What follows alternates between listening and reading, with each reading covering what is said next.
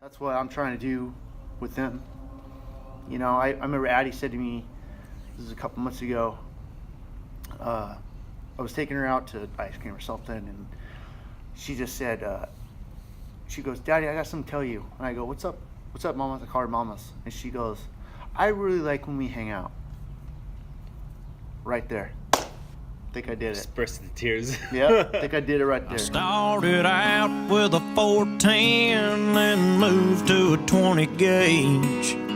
Every squirrel and rabbit in Dallas County knew my name.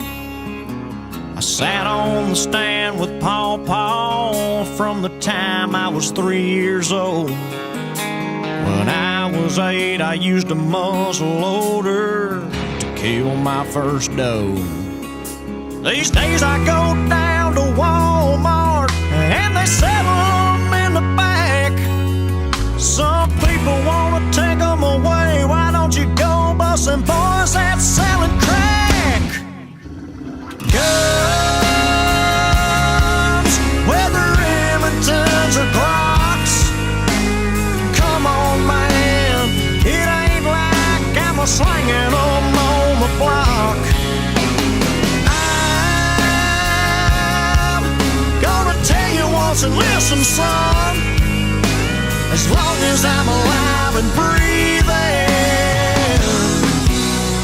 you won't take my gun. Merry Christmas, Happy Hanukkah, Feliz Kwanzaa, Ramadan. Is that a holiday? I don't know.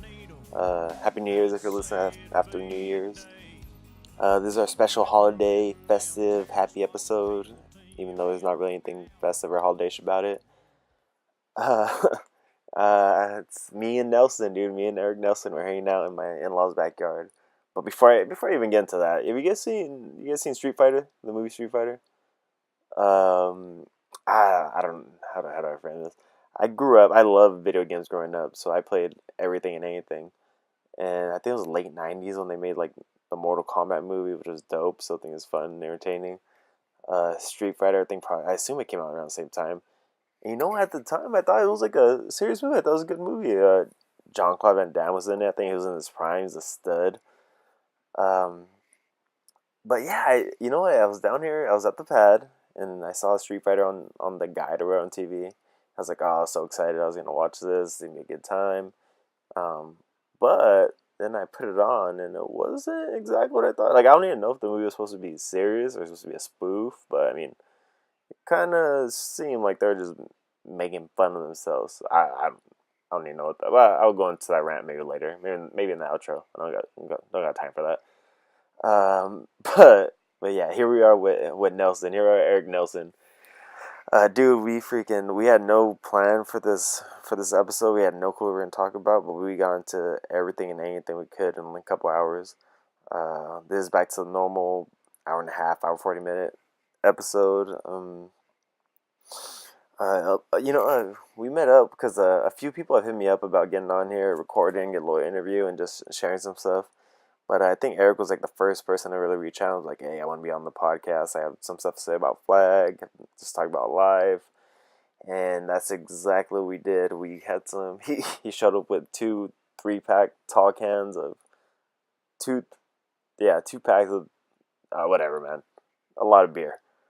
And we put those down. We had a good time, chopped it up, got into his background, military, family, politics, religion, hunting, everything you can imagine. We had a blast.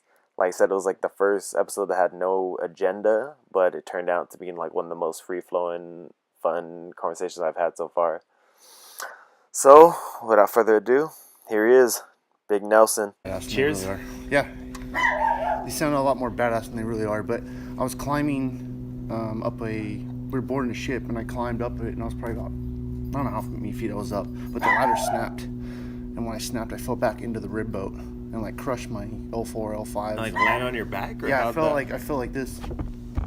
Yeah, I don't know how high I was, but high enough to destroy your back. Mess me up. Then I like kind of just pushed through that that happened in 2004. Indian kind of treatment or anything, or just? I got shots, and I was like motivated, war on terror, go get bad guys, some shit. So I was like, I didn't want to be on sick bay. So I just kind of like just dealt with it for since 2012. So then in 2012 I started to get like real treatment when I got out of the Navy because I did 10 years.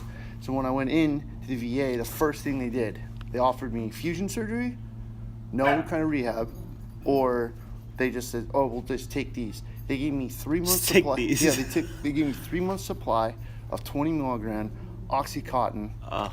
That's It's like straight heroin, or straight straight up like opium. over 450 pills, or Damn. 350 pills.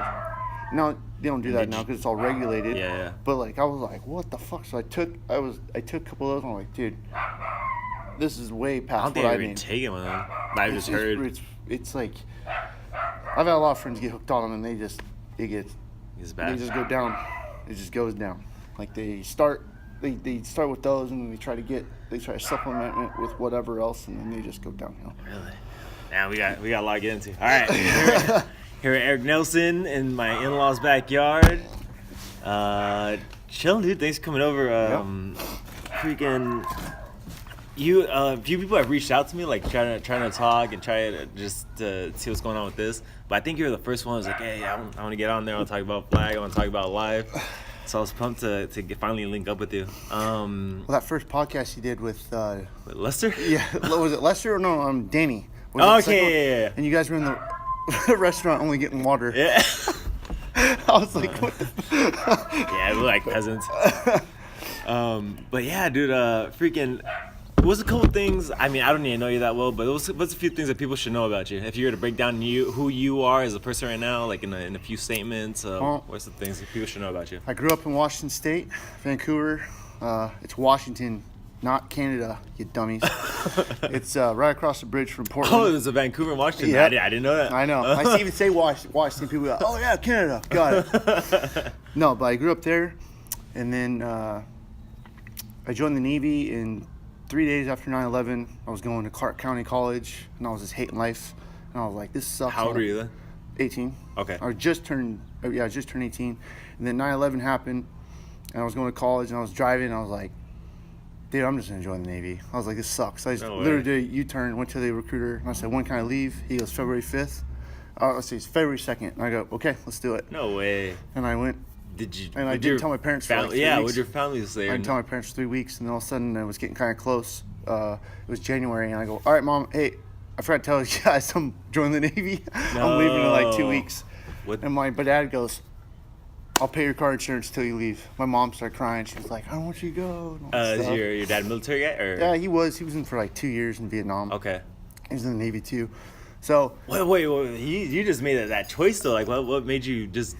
I was, dude, like I figured if I didn't get out of Vancouver, I would just be like work at a factory or just be like ordinary. Is it a little small town or? It's not really a small town. It's a big town, but it's like, it's not.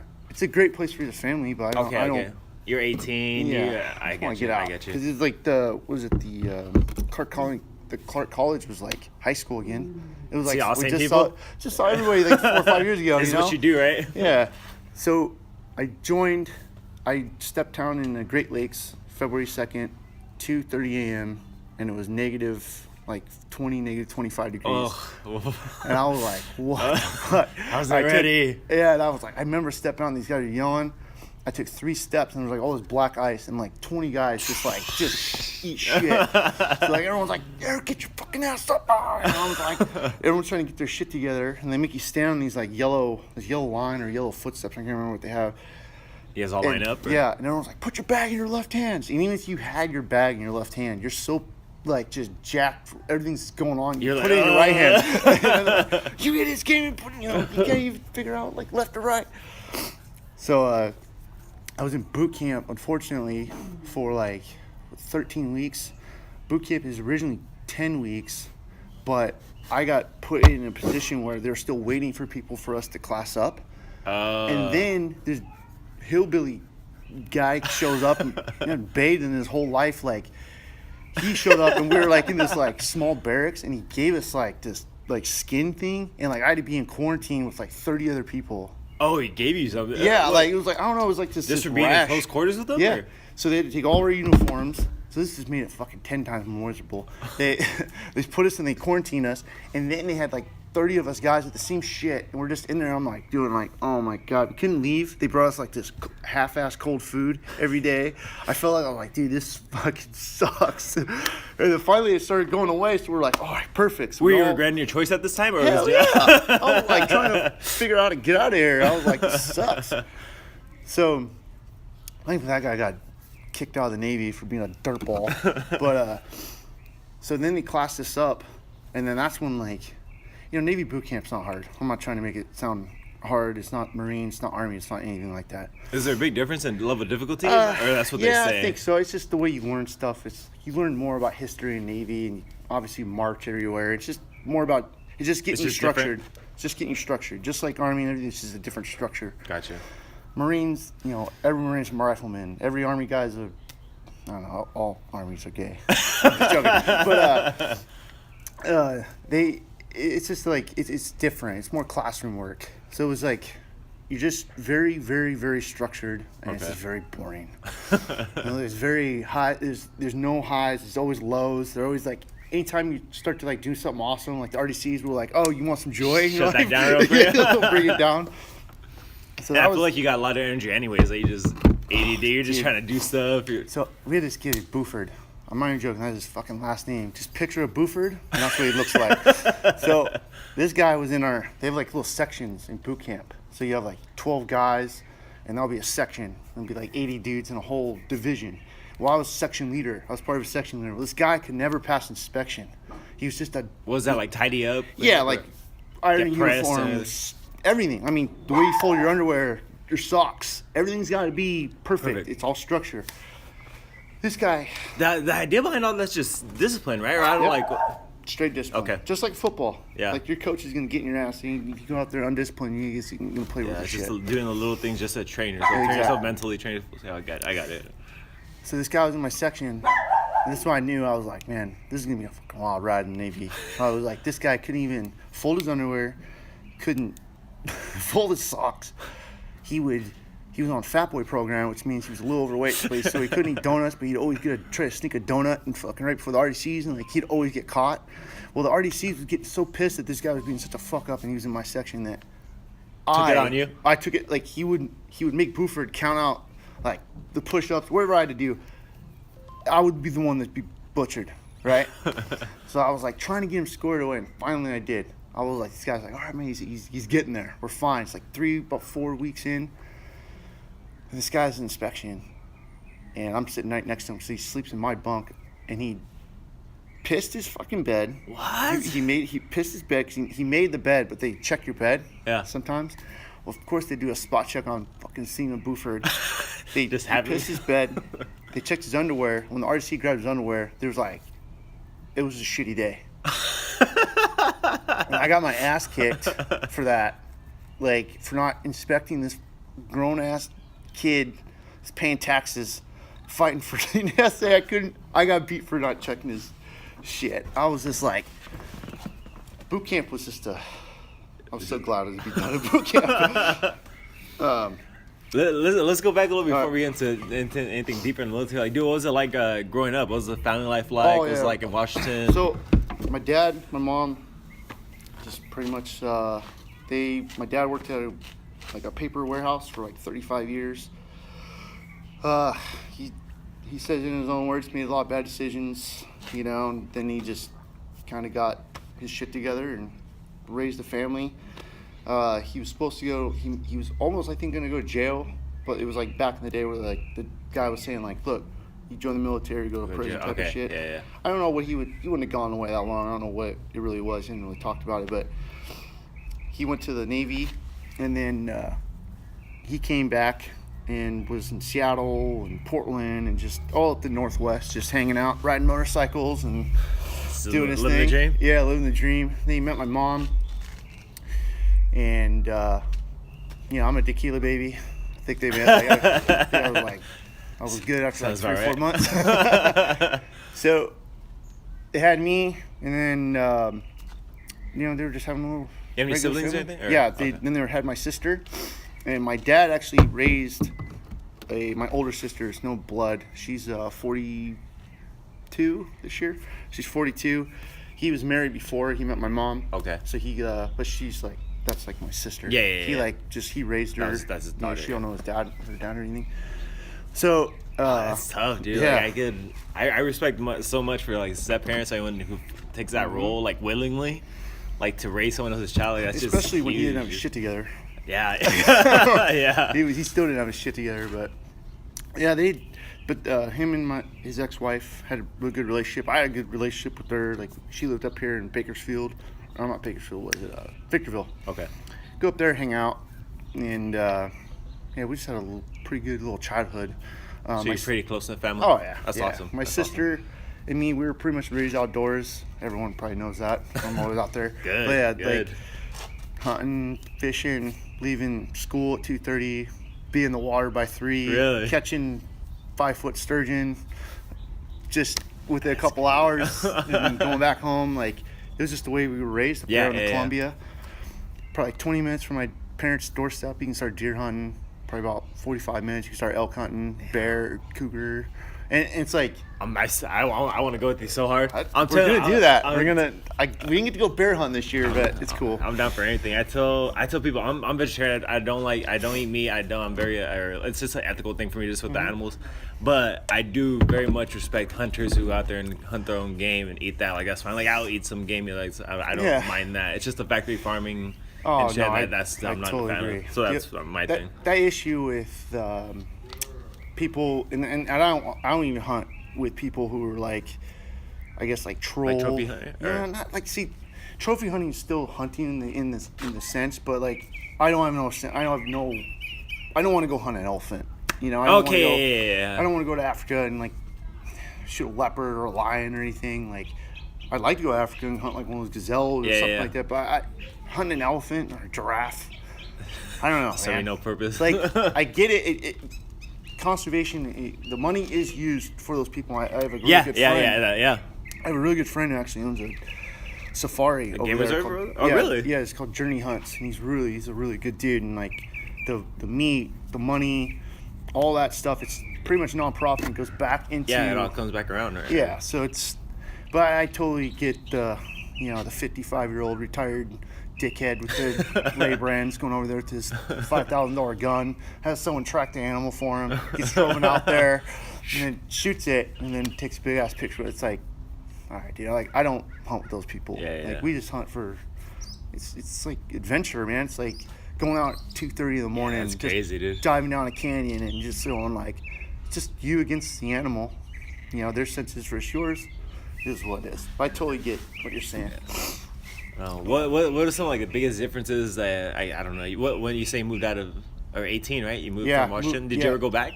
I go back probably like once a year, definitely once a year for elk season. Okay. And I go back to just outside Portland, Mount St. Helens. Okay, yeah. Yeah, it blew up in 1980? Yeah. Yeah, May 8th, 1980. So I go back there every year and go bow hunting. And, What are some like the big differences? Like, oh, you go bow hunting? Yeah. Oh, damn. you know, Grown man stuff. Dude, I started bow hunting like 3 years ago.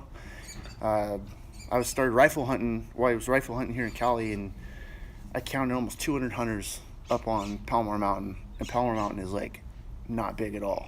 I was sitting there like, Jesus Christ, like, where are we? Not doing this. Yeah, screw this, man. I was like, so I started archery hunting. And California's a little different. It's so like, it's all private property. Yeah. You got to really. A lot of regulations. Yeah, a lot of regulations, very liberal here. So if you try to ask permission to hunt on, gee, they might shoot your ass right there. But what are like the big differences like between living in Washington, I guess growing up there, and then like San Diego, or I don't know where else you lived Besides at? the weather, it's kind of like a life, kind of an attitude.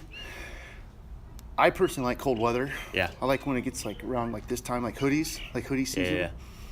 But it's a lot more outdoor lifestyle as far as hunting and fishing, in my opinion, in Washington. Because like you got the Columbia River, salmon, trout. There's a lot more lakes. That's the one Beautiful, thing. right? I've never been with Washington. I've been up to Eugene. It's like probably closest I've been up to Oh, okay. Oregon, and that was. I mean, I love that. Eugene's like, that's, if you're gonna move to Oregon, like Eugene, that's was a an good awesome time. spot. It was beautiful. But California, like, you know, it's like stereotypical type of stuff you always hear about. You know, it's like the sunny weather, flip flops, shorts. It's like it took me a while to actually get used to it, because I miss the seasons. Now it's not so bad. Yeah. But that was like before I met a lot of people here and knowing like what to do, what to do here and all that stuff. How long you been out here? 2002. Okay, damn. Yeah, August 11, 2002. I got here, and then I met my wife in 2006. But let's backtrack. I married young. I don't count it. I was 19. You know, I was just leaving home. Oh, when you married? Yeah, I was married young, so I was leaving home, just, you know, first girlfriend. married. Yeah, just let's get married, scared to leave type of shit. She was a nightmare. You're young. Yeah, I mean, she was a nightmare. I don't want to get. She was just a fucking. You guys were both kids. Both kids. Yeah, so she it's like tripped you and fell on get 2 that. dicks. All right. That's fine because I went overseas too. Yeah, so it's like whatever. But yeah, I met my wife here in 2006. My buddy Mike introduced me on a blind date. Introduced me to Brianne, and he passed away actually on a motorcycle accident in 2008, October 5th, right before I left for Iraq. No way. But like, it's really weird, that kid. His dad and mom come down once a year now, and they see my son and my daughter. Oh, were you guys that close? Yeah, well, I was close to Mike. I Yeah, wasn't close to his parents. yeah. I got close to his parents after he passed Oh, away. okay. Because I put a cross up on Julian because he passed away. He wrecked his motorcycle up there. So I put this big cross, like, it's like 8 feet tall. You just like built it, put it Yeah, up? I built it up there and put it up on the tree, well, by the tree where he passed away. That's where he awesome. wrecked. So I go up there once a year, more than once a year, and just check on it. And brought his dad there last year for the first time. Oh, really? Yeah. What did he say? Or what was his reaction? It was very somber. Yeah. No tears or anything. I think we're all past that part. It's been a while, yeah. Yeah, it's almost 10 years. But Mike, I owe literally every friend I have down in San Diego To him? to him. Like, well, besides on my sister's, on my sister's side, my wife's side, because he introduced me to my wife. Okay. And I'm best friends with my brother-in-law, which I'm also best friends with my sister-in-law. I have all my family, her family, because of Mike, all because of a blind date. Plus, the circle of friends we have I met through Bree, like everybody. That's crazy. Like It's crazy how everybody. that It's works, like huh? one kid. Like, it's really cool. It's really cool. He died at 21. Was that tough for you when you passed? That was really tough. Yeah. Like, honestly, I don't know if you see on my Facebook somehow. I kind of like, his name's Mike Caskey. I always like, for some reason, a song or something makes me think about him. Okay. Man, it's just, I don't know if you've lost anybody. I have, you know what, to be honest, I haven't like had anyone like that close to where like it really hits I me. was the first person. It was Was it? really weird. It was really weird. He hit more different than, like, I met some guys in the military, like, or when I was deployed or anything. Yeah. Like, losing him was like, it was way different. Because it was, I was like a big brother to him. And I remember the last day I saw him, we had a UFC fight, and it was over here at Palm, I used to live over here at Palm Avenue. He showed up on his street bike, and he told me he was going to go riding on Julian. And I go, hey, be careful on that bike. I said, be careful. A lot of people love you. A lot of people care about you. And he goes, oh, don't worry, big cat. He used to call me that. Yeah. For some reason, I told him I loved him. I hugged him. It's the last time I ever saw That him. was it. That's crazy, Isn't dude. You asked me freaking before we started, like what's the deal with the podcast and all this stuff. It's like one of the things that I just like to get out to people is just like freaking life is so fragile and it's so finite, dude. You only have like a short amount of time here. Any little thing, any day. I tell people like any wrong cut on a football field would be the end of your career. Any little stupid thing, dude. Life is so fragile, but so you just gotta enjoy it. You know, it's funny. I used to play with his back injury. Well, I've been playing with his back injury since I started playing in X in 2008. I saw Mike last night. Oh, you did? We were at the zoo. Oh, and shit. I was like, oh, dude, we need to link up. He was with his family, so I just said like a hi and bye. Yeah. But I was like, oh yeah, we need to talk. That's Yeah. right. We see that for later.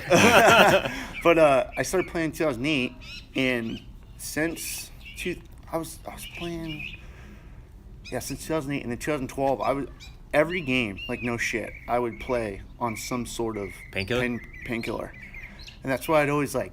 And I'm not telling everyone to go do that. Don't go play with a broken ankle or a bad. I'm not doing that. But it's just like I always make fun of the guy, like, oh my pinky's jammed. I can't play, and they're You're like, taping up their ankle. I'm there like, I'm missing a vertebrae. oh, come on, man, just play. It's fun. It's fun. Like, don't get too crazy. But it was. I've met a lot of people playing flag too Yeah. over the years. That's what happens to your your whole community. Yeah, dude. It's like, well, I was playing I thought I was playing a lot, 3 days a week, 4 Yeah. days a week. You meet cool people. Dude, you it's meet cool like, people. it's pretty funny. God damn it. Oh, that was my reminder to come to this. But I was clear- way late. So your buddy passed in Julian, and Yeah, so he passed in then you Julian. say you got deployed right after that. Yeah, I went to, before that, I lived in Dubai for a year. How was that, dude? I've heard like crazy stories about It Dubai. was sick. Yeah. I always tell people, like, people need to go to Dubai. You've done a lot of traveling then, huh? Yeah, so all the countries I've been to, I'll get Dubai back. All the countries I've been to, so it's Vancouver, Canada, Mazatlan, Mexico. It's all through the Navy. Puerto Vallarta, East Timor. Really? I've never heard of East Timor until like a couple months ago. I heard someone talk about it on a podcast and they said it was like beautiful. Yeah, well, we got there like 2 years after that Civil War, and there's this huge Jesus. Like, I don't even know how big this Jesus is. I just know it's huge from we're like 1,000 yards away, and had his face blown off. No. Yeah, and I was like, That's kind of damn. creepy. you know? Nah, East Timor. But East Timor, Fiji, Suva, Fiji. That's the main big island. Okay. What is it? Sydney, Australia. The Sydney Opera House is actually dingy. It's not white. Yeah. It's not what it looks like on the outside. It looks like an old person coffee tea. Straight up. And then, what else, man? Bahrain, like Okay. 12 times. I pulled into Dubai like 12 times. Or 14 times. And then I was stationed there about 18 months later after last time I was there. And I was there for 2007 to 2008. Damn. And it was like, dude, it was crazy. It was crazy. It's Define like crazy. you're balling. Like, okay, the Navy would pay us like $150, $170 a day in per diem. Oh, really? So add that up, plus with the tax-free and BEH and everything else we're getting. Like, I was making like $11,000 a And what month. stuff is I assume cost of living is crazy though. It is, but we don't pay rent. You're pretty low maintenance though. Yeah, I mean, we're just like we'd find, you just kind of do your recon, find a find a bar. cool bar, and just stay there. Like, but yeah, it's really expensive. As far as food, if I want to go to the grocery store, and I went to like this place called it's like Vaughn's, but it's Safe Laws or something like that. Just for like say $200 worth of groceries here would be like $700-800. Damn. So I would. Dog, that's how it was in Iceland, man. I'd be dude. like, man, I don't want to be spending all this damn money. But yeah, it's a cool spot. I'd recommend anyone to go there because it's all westernized. It's not like all jihadist arcade, RPGs and shit. It's a cool spot. It's like, I lived right across the street from the big snowboarding. Okay. Mall. Yeah. Like right across the street. No way. Yeah. What'd your day to day look like out there? Like, what was it like you wake So up? I was a mechanic on the boat. Okay. For the security boat. So I would go in and I work 3 days on, 3 days off, 4 days on, 4 days off, type of work, and we just work usually like 12 hours, 6 to 6, and we just maintain the security boats because the security boats would go almost out to 10 miles and escort the carriers or any kind of naval ship into not Dubai, but Abu Dhabi. Anyway, there's the big port there, and that's where they would escort the sailors, and that's what they would. That's where they'd pull in and they get taxis and go hang out for 3 or 4 days, and we would pull security on the ships and stuff, and then a little R&R, stuff like that. Yeah, I got to work on the pier that I pulled into. Like, geez, it was just a pier. It was pretty boring though for a lot of it because it was like there were fucking cats everywhere. Cats? Cats. Like Just roaming the streets of just Dubai? roaming. Or Abu Dhabi? Yeah, just cats, dude. It's like I just remember going like, I don't ever want to see another cat. Like there's everywhere. Like they're mean, they're nice, they're sweet. It doesn't matter. Like you don't even know what's going on. Don't feed them. They got like some diseases and Don't shit. even look at them. They're all like scarred up from Oh, really? fighting. Like they're like mini lions. Like it's crazy. Out of all these places, like, what do you think, or where you had the most fun, or what would like you mostly recommend to someone, like they're gonna go visit or Man. vacation? I would say Fiji. Yeah. I remember jumping into a waterfall out in the middle of a jungle that there was no trails to. We just started we heard it, and we kind of walked. Did you and some of your buddies? Or? Yeah, we pulled in there, and it went like 3 or 4 of us, and we heard the waterfall. So we kind of like walked through this jungle, and it's cool. Fiji has no like poisonous snakes or spiders. Yeah. So we were just like beating brush and doing all this stuff, and then we found this waterfall. So we walked all the way down. It's probably about 25, 30 feet, and we went into the water. And let's see if I can picture this. It's like white sand, the most clearest water, just going Really? deep, deep, Just deep. beautiful. Yeah, and it's like 20, 30 feet deep. So you're like looking up. So we would go up to the waterfall and jump, come back up, go back down, and then show your buddy jumping into the water. It was dope. it was sick, dude. It was like, Fiji was a really cool spot. Sydney is a cool area, but it reminded me of like Seattle. It's all like Oh, really? very industrialized. Not industrialized, but it's just reminds me of Seattle. Nice people. It was cool. Like I said, Dubai's cool. Bahrain is not a bad spot. It's just real expensive. I mean, not like I would take a vacation there. It's more strict, like the Arab type shit there. Man, I mean, I don't know if you've ever been Mazatlan or, Mexico's Mexico. It's pretty Mexico's badass. And Canada's cool. I don't know. I always had a lot of fun, a lot of spots. I went to Goa, India, and that place is the biggest shithole I've ever been Really? to. I'll never recommend India. You see, I'm really excited to go to India too. Like, why Really? why do you say that though? Dude, okay. It was just- This is me. The food is terrible. Really? I went to Goa, the South India, which is like the Hawaii of. Oh, really? That's and a I'm tourist talking about- spot? Dude, this water is like tile. It's like not white sandy beaches. There's white and black tipped sharks everywhere. Like you can't see. It's just like beach, drops off 30 feet. Really? And it's like, what the? That's not normal. And it's from all doing dredging and all this shit, right? And there's like, I remember in Goa, there's a 1,000-foot tanker that's beached on this like nice beach. No way. In India they beach ships there because it's cheap. And just abandon them? Yeah, they abandon them. They That's get all the crazy. work out of the ships and then they beach them. That's And crazy. then there's the shipyards where they beach them to like, they have little Indians cutting them down and stuff. Yeah. But companies will go there and they'll beach it because the fine is not that much. Just not even worth. Yeah. It's not even worth it. So they're like, we'll beach Screw you it. son of a bitch here.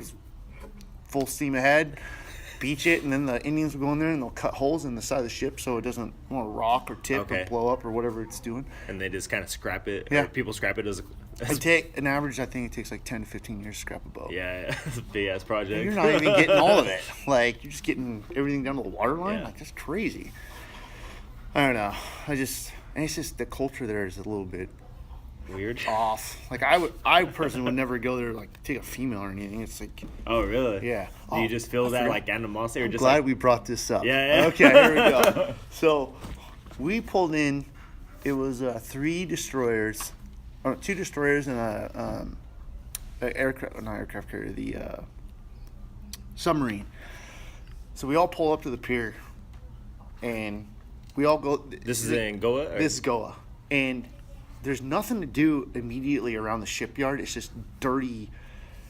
Oh, it's just dirty, just Dirty. mud, just dirty. Dude. It's like so we get in cabs and we go into like little towns, and this is what I'm picturing. It's like picture this, that's like hut, brand new Fila store. Hut, brand new Domino's that looks exactly like the Fila store.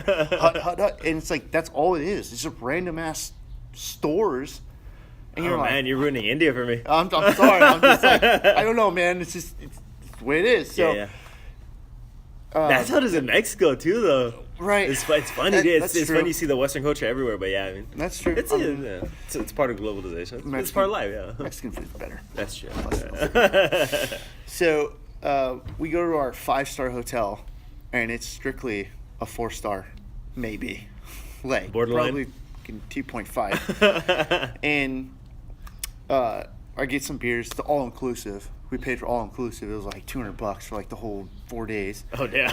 So we started drinking this beer, and it's like really smoky, man. I'm like, Oh, really? man, it's like a fucking kind of weird taste. Drinking a cigarette? Yeah, dude. It was like barbecue taste almost. yeah. It was weird.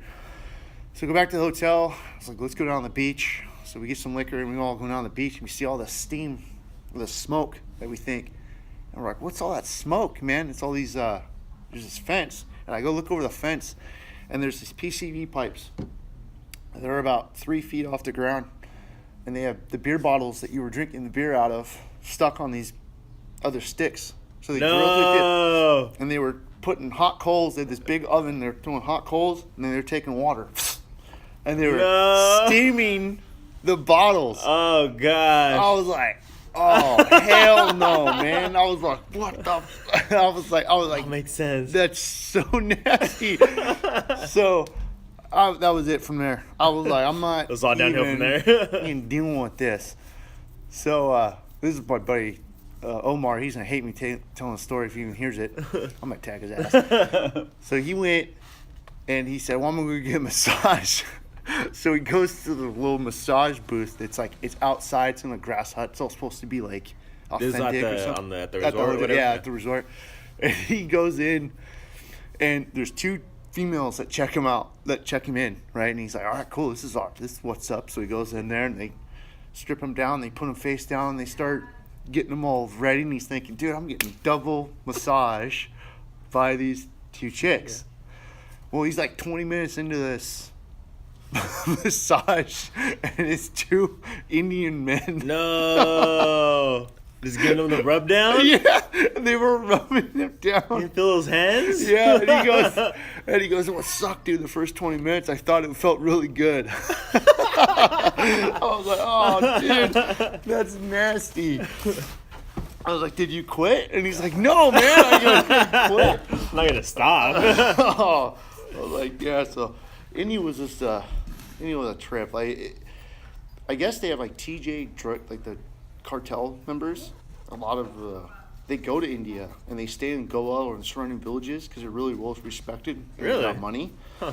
It's like a huge castle in Goa where a lot of these cartel members. Mexicans? Yeah, Huh. go there cartels and they pay the Indian police and military to guard this castle. Compound. Yeah, and it was kind of crazy. We were riding 4 of these mopeds up this road, and there's 4 Indian police standing up there, and we're going like, uphill. turn around. Yeah, well, no, they took our IDs and they Oh, really? handcuffed us, and they were gonna take our IDs and they were gonna take us to jail. No and way. Yeah, and I was like, dude, we didn't ride see my shit, moped. You know, yeah, we didn't see nothing. Like, you don't have a license for this, and I don't know if you ever heard a Indian try to get forceful or angry with you. It's pretty funny. Is it really? What are you doing here? You know? Yeah, it was pretty. Go was just, I don't know, have fun. Still right, I just, Thank you. I don't know, man. I get you. I'm sure you'll have fun. No, You're a little more optimistic than I me. appreciate the honesty.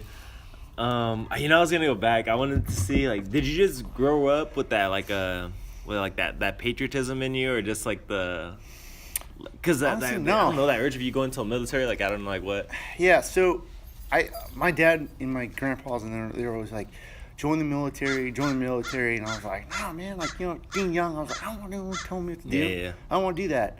And honestly, in the back of my head, I always knew, I was like, I'm probably gonna join the military. Yeah. I was just didn't want them telling You me. want to give them the satisfaction Yeah, I of was them like, telling, I'll do whatever I want, you know? And then when 9/11 hit, I remember I was sleeping, and my dad comes in and he's like, Eric, get over here, you gotta see this. And I walked in, and then right when I walked in, like 2 minutes later, that's when the second plane hit. Oh, damn. And I go, and still, I don't know anything about Al-Qaeda or all that Yeah, shit. yeah, Like, yeah. I'm sitting there like, damn, that's, how the hell did they hit 2 buildings? Yeah. That's what I'm thinking, like, how did 2 pilots hit the buildings? And then they started talking about all that stuff, and I was like, damn, that's crazy. Well, I think that night or the next night, I was with my friend Eric Harder, which I haven't talked to in about 6-7 years. I think he's a bomb sniffing Army sergeant with a dog Oh, really? canine or something. Last time I checked, he was with the SF, stationed with them in Afghanistan. So hopefully he's okay. But I said, I think I'm going to join the Navy. And he goes, I think I'm joining the Army. And I go, I think I'm joining the Army too. So I went to, then that was like 2 days later, I went to the actual Army the first. And they said, well, we can't get you in until March. And I was like, man, I don't want to. Yeah, I you know, don't that's wait, like yeah. that. In September, they don't want me to leave March. So I went there. And I tried to join the Army, and they're like, well, it's going to be till March. I was like, no, man, like, yeah. So I went right to the Navy, and I said, dude, when can I leave? And that's when he said, February like I said, 4th. February 2nd. I was like, okay, cool, let's do it. And then Eric ended up actually joining probably a month after I did. Like, he joined a month before I left. So that was, I'm sorry, a little more than a month. So it was like January. He joined. I was like, right on, man. And like, honestly, there's probably 50, 60 people from my high school class that probably joined. Really? Yeah. I don't know. There's probably a lot more from my sister's class. She was right behind me. So they were joining, if you think about that age group, they were joining right when we were invading Iraq. Mm-hmm. So they were like, we were already throwing up American flags in Afghanistan. And then those kids are graduating, not knowing what the fuck to do. So they were like, Straight. let's do it. So they started joining. Yeah, man, it's like, if you really think back over the last like 15 years, 16 years, it's really weird. Longest war in history, dude. Right? It's like, American history. 18-year-old Eric would have been like, I'm all about it. But now, like, fuck that. How do you right now? I'm 35, just turned 35. I was gonna ask you about your political stance, just from things I've seen about you, or like just see from you. So- would you just from my guess is like, do you lean more on the libertarian side? Just 'cause I feel like you're socially progressive, but like just Yeah, so like, younger, I used to be like, I was that fucking obnoxious asshole about Obama and like all that shit. And I was just like that obnoxious dick. But if you look, I was raised in my families are Democrats. Yeah. They're Oh, really? obviously- Okay. They were like, hardworking, but they didn't make millions of dollars. Yeah. That's pretty much. But we're very pro Second Amendment and stuff like that. Yeah. So it's like I grew up in both sides, but I also have, I'm not gonna call them out obviously, but I think I have a lot of closet racism in my family that I grew up with. Yeah. I was just too young not to, maybe call out. Yeah. It's like You know young. you're different. Yeah. So like, how am I supposed to think? Well, when I joined the military, dude, it was like, you're a melting pot. There's like no. we take everyone. Yeah, we take everybody. And I was very ignorant to racism, I think, when I joined, and still am to the day, because you do catch yourself going like, dude, why can't they just fucking do what the cops say? Yeah, well, yeah. that was me 5 years ago. Yeah. Now I'm like, dude, we have a fucking problem. Yeah, and yeah. if I have 5 of my good buddies who are cops in San Diego and CHP, and they're telling me, dude, yeah, we have a fucking issue. Yeah. Like, I feel like a dick. It's So- crazy how we change, though, dude. Yeah. It's crazy how we change. People are changing. I tell people we change every day, every week, every year, dude. Yeah, but as that's far okay. as political things, like I think I want to side on common sense. I don't think being like full conservative is healthy for anybody. I don't think being full liberal is healthy for anybody. It's I that middle think, ground. dude, like, so you're telling me like, one side doesn't have any Yeah, good idea, yeah. not one good idea. Like, well, no, they're fucking liberal and he fucking wears a man bun. Just joking. No, but it's like that's so like you miss out on. I think you miss out on a lot of people. If I was strictly conservative, then I'd hate everybody who I played flag football with. Yeah, dude, it's freaking. I would honestly I would hate everyone I was in the Navy with. It's not. Yeah, dude, I'm a gun-toting son of a bitch. Dude, we got some fucking issues. I mean, I don't know what to do, and I have no idea what to do. But like, dude, there's an issue with people getting weapons. Yeah. There is an issue. Yeah. I mean, like, that's No, shit, man. that's great, Jack. Like I said, I respect the honesty, dude. Like freaking, like you said, like there's, like to make the statement that either side. I mean, it's crazy enough that there's between two sides essentially, but to say that either of those sides like has their views are the completely right way is just ignorant. You're just lying to yourself. Oh, yeah. Like there's always a gray area. There's always different, and you got to be open and honest to everything. I mean, yeah. Well, look at New York. New York is probably one of the, well, probably not one or maybe number 2 most liberal city ever. Like, it's like just full of liberals. Yeah. It is what it is, right? However, look what happened when 9/11 hit, and look what happened when this recent terrorist attack hit in man. the train. New Yorkers are fucking assholes. I went to the first time I went there in August. They are assholes. But when 9/11 Patriotism hit, unites, dude. when 9/11 hit, what did it was like, that was like the symbol of like everyone coming together. Yeah. It really was. It was like the symbol, like, tragically we have to have something horrible happen for everyone to come together, because they lose that baseline, and one becomes more liberal, one becomes more conservative. Fuck you, you're trying to take my guns. Fuck you don't need guns. But in the time and of then crisis. it's like, and then the crisis hits, and then guess what? Oh shit, Oh We're- man, yeah. we're right there. It's like you need that. It's Team It's America. almost, yeah, right? No, it is. We come together.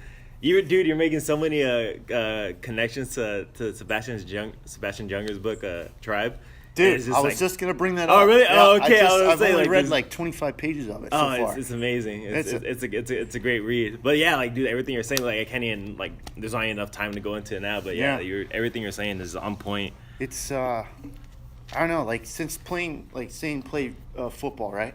Since playing in 08, I've met probably close to 1,000 people that I would, if we hung out more, could hang out with them. Yeah.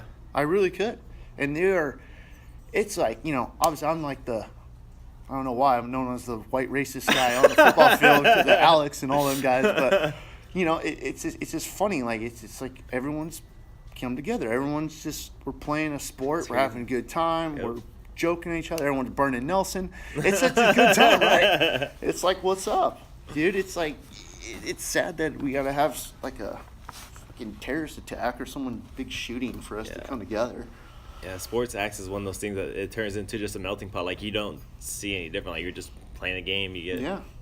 You just, dude, it's like, I just want to burn you so I can go check my stats. You know? For the record, I don't know who checks stats anymore. Danny. Probably because Danny. Danny, yeah, he for sure Danny. checks guys. He's a little fag. For the record, this is piss off Danny, but his last game I locked his ass down. Yeah, good. I Good, did, good Danny. for I him. don't care about even my goofy ass feet. I locked your ass down. One last thing I want to touch on, like the military thing. Like, why do you think a lot of people join? I have a certain view on this, but like, what do you think, in your opinion, from what you've seen, what you've heard, what you've experienced? Like, what do you think is like the main reason people join the military, any branch? Well, I'm gonna try to break this down, at least I'll break it down from how the people I know. So there's socially, economically, and then there's patriotism. A lot of my black friends have joined because they said they were just stuck in the hood and stuff like that. And Wanna they were get like, out. dude, they want to get out. And you will be hard pressed to find someone, and this is not just black, but you'll be hard pressed to find someone that's raised in like a violent environment, the ghetto, if you will, whatever that is, wherever they're raised. You'll be hard pressed to find someone.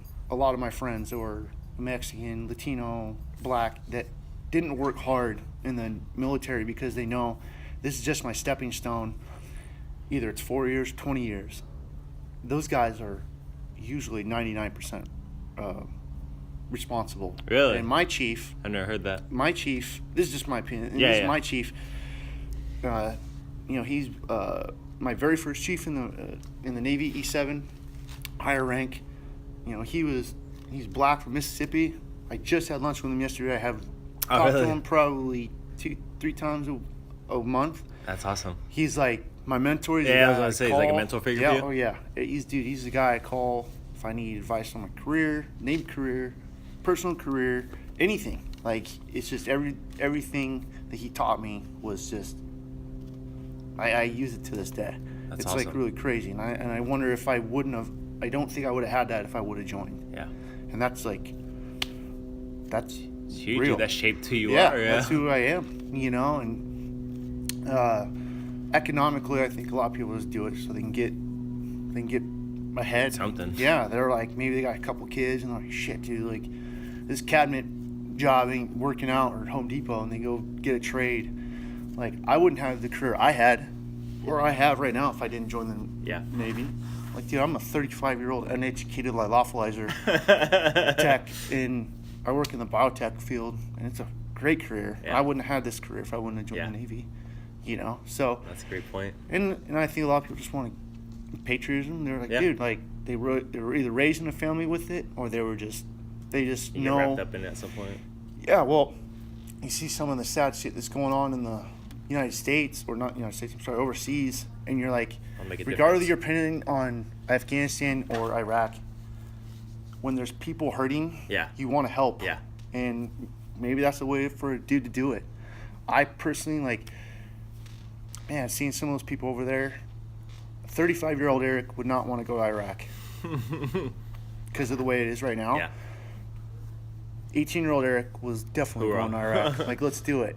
But I don't know the answer to that whole situation. I would probably assume we probably shouldn't have gone because I think we've lost a lot of good people before because of it, and we just don't need to go.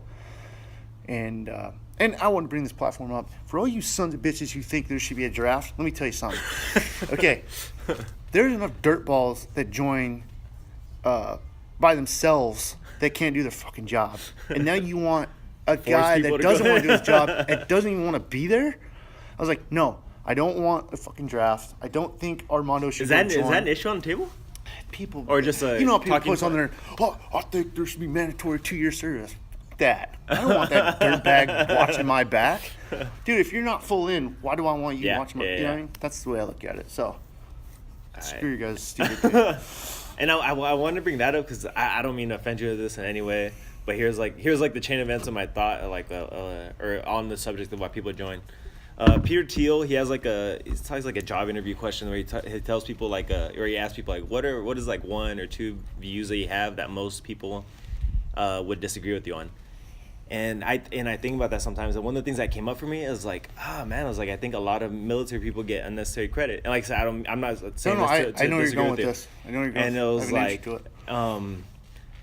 and I was telling my wife, I think I only told a couple people because, like I said, it's just a form. It's just formula for arguing that shit I'm trying to do. And I thought about that because, like, yeah, like I get the whole respect and people. I mean, if you really believe, like you said, if you really want to serve, you really want to protect other people, you want to help, and that's great. You love the patriotism, it's in your family, and that's great. But I was told her being honest, like from what I've seen in my life, like most people join just because they have no other option. There's just some way to make money. Yep, and I think those people, once they find that purpose, I'm not saying they're the only ones that do this, but I personally, and my wife kind of gets on my ass about this, but at Padre games, right, when they do the, if you're a veteran, stand up and all that stuff. Like, I've never stood up. Really? I didn't join for that. I didn't join for the guy behind me to get his rocks off because he knows he's, I'm a military supporter. I didn't do it for that reason. Yeah. I did it just because it was like, dude, it seems like the right thing to help, do. yeah. I want to help. See, I respect that. I completely respect And that. then you got the guys who, you start having an argument with them, and then their argument is, well, you didn't fucking join and you didn't do this. I find that's so, you'll never hear me say that. And 2, if I hear someone say that, then I'm going to argue the point because I fucking served for 10 years. And just because you served doesn't mean you have to throw it in someone other else's people's face. face, yeah. You can't throw that in someone's face. It was a choice that you made. Their choice is to go to college. Fucking be a janitor. Who gives a shit? That's their choice. Your choice was to go there. And then don't throw in someone's injuries in your injuries in your face. I will never, ever, ever blame I see that anyone. a lot. I see that a lot. I will never blame anyone or mention to anyone or say like, well, dude, I was over in Afghanistan. I blew my fucking leg off, so fuck you. Yeah. Liberal. It's like, what? Like, no, man. I'm pretty sure the guy who's having the conversation with you feels bad that you blew off your leg. I've had a couple friends commit suicide. It's really sad. But still, you don't throw that in their face. If you throw something in a civilian's face, guess what you're doing? That person could be on a fence. They could be a supporter or a non-supporter. Yeah. And then guess what? You They just meet knocked you, them, and then you just knocked fucking Humpty Dumpty over the fucking wall. And then guess what? You're not picking up those pieces because they're gonna resent everybody. They're not gonna. I just really hate. I really hate that. I've never understood that part. I've never. It's more of a younger generation or an older generation where they go like, I'm in Vietnam. It's like, dude, Yeah. no one's fucking trying to say what you went through is fucking shit. No one's trying to say that. But don't throw it in someone's face, especially someone that hasn't even had that experience, because guess what?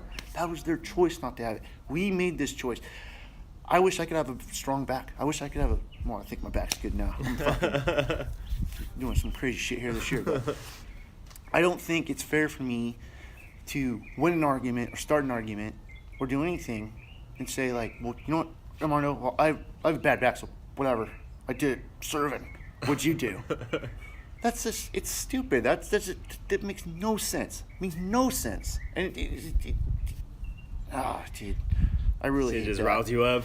Riles me up. And then the other people rile me up is the fucking civilians who, you know, I have someone in my family, a couple people in my family, and that, you know, they've never served.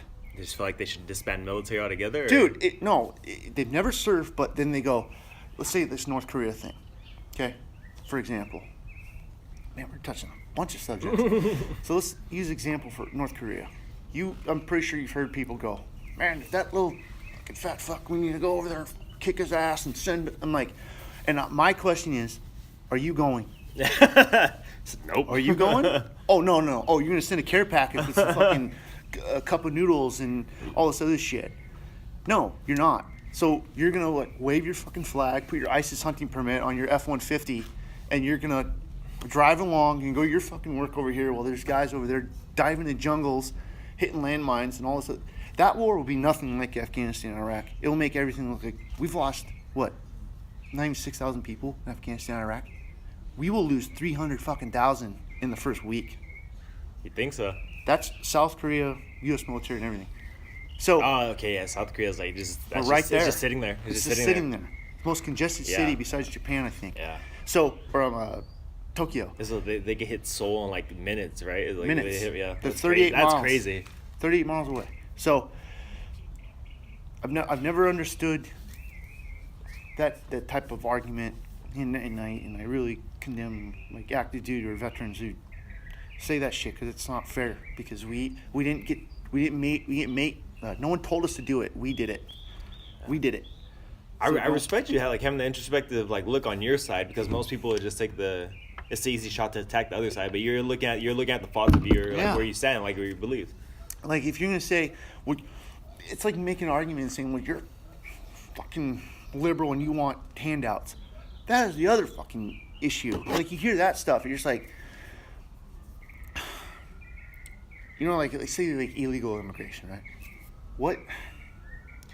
It's very easy. What ethnicity is your wife? She's Mexican. Okay, so Yeah. So like, and my daughter goes to a Chula Vista charter school down here, so she's half the day is in Spanish, half the day is in English. I want her to do that. Yeah. Same with my son. And you hear all this shit going on in the news right now, and it's like they always find those one people that like the one Mexicans are like, well, they should, you know, come here legally and all that stuff. It's like I agree, they should. But how come the process isn't fucking easier? Easier, yeah. I've always come up with this one little scenario. Let's say it costs $10,000 to come over. Why not have a system where the government invests in illegal immigration or immigrants, so they come over, you pass a screening, you come over and they say, okay, Subsidize that. yep, subsidize it, and you have a job that you qualify for, 5 jobs. Companies put in their hat, they get incentives and tax breaks to have those illegals come over, and those illegals pay that $10,000 through their taxes, and then they're here legally. It's faster. It could work. It's better than building this stupid fucking dumbass wall. It's like, and then I have family. They're fucking Washington State. They're not even close to this wall. They're talking about just build it up. You know, it's like. It just seems like there's so much. You have a good view of like the spectrum from both sides. Yeah, I mean, like, dude, those are people who are just trying to get out of a shitty situation. I mean, everyone likes going to Mexico, but there's shitty situations down there, right? I mean, it's like Yeah, these people yeah, want to no, get it's out. rough, dude. They want to get out. How are you trying to dog on a lady from Guatemala who's trying to take her kids up from 1,000 miles from a train ride on top of a train to get here, and then when she gets over here, it's just, I don't know, man. Yeah. No, I think like a lot of people lack compassion. yeah, I changed my view a lot on that because honestly, I was very religious for like the past like what 10 years if not more, and then I just recently like just stepped away from my faith completely like 6 months ago or maybe more, and one of my things when I did believe a lot in the Christian faith, it was just like you're given certain circumstances, you're born with that, with the reason, and God has a plan for you to get out or to do. If you work hard enough, you put yourself up by your bootstraps, and Right. then your life will be great. But now, as I've come away from that belief system, I've kind of realized like, oh no, like some people just have crappy situations. There's just like bad luck or good luck. Like Right. some you just hit with that. Like there's nothing you do. Like you said that. There's no like work harder. You know. Like that's always a variable in there. Obviously, you Yeah. gotta do your best to get out of whatever situation you're in or whatever goals you want to achieve. But sometimes you're kind of just like you have cancer. You have. How like, about this? You believe in white privilege? Oh, absolutely, but not to the degree that's I believe in it, but I don't believe in it to like I think like the to not to the extent of what it's blown up to in the Yeah. media. Right? Yeah, no. Like it's a systematic thing that's just like okay, that's been a part of society, but we've gone away from that a lot, and you can't just act like it's the same I as just see so many successful people, no matter like what race or I also see a lot of fucking dirtball white boys, and I'm just sitting there like I wonder if it's just like a bunch of lottery balls, like just in a they're just spinning and just one's popping out as a winner, the other one's popping out as a loser, one's popping out as a winner. It's just I don't know, man. I mean, not to say anyone's a loser because they only make like $30K a year or whatever. It's just like I don't know. It seems kind of.